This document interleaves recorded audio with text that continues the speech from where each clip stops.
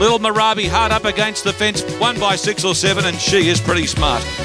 She's by Vinny, out of a good mare.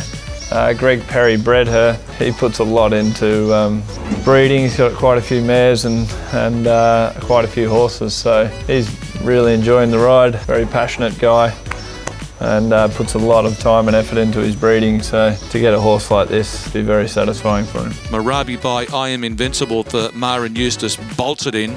She busted the wing off her hip, so it's not a life-threatening injury, but it's one that requires time to repair and heal.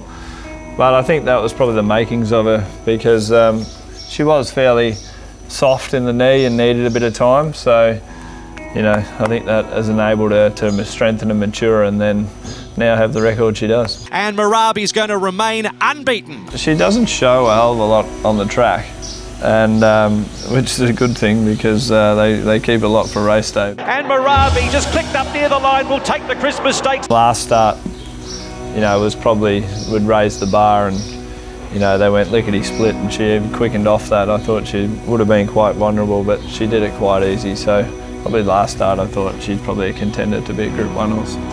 It looked a very taxing run, but yeah, she seems to like that gap between runs anyway, and yeah, she's got a lot of residual. She's been in work a fair amount of time.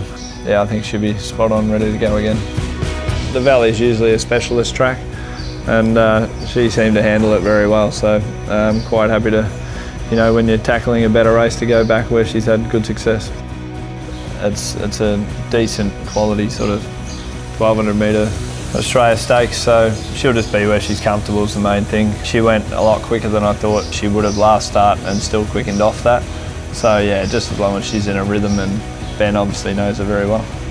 Well, the Oakley Plate is a likely option for her. Yeah, 1100 metres around Caulfield, that handicap level, and then we'd probably look to the Sangster in Adelaide, 1200 for mares is probably a likely option for her. We'll try and be competitive in a Group 1 and hopefully knock one off.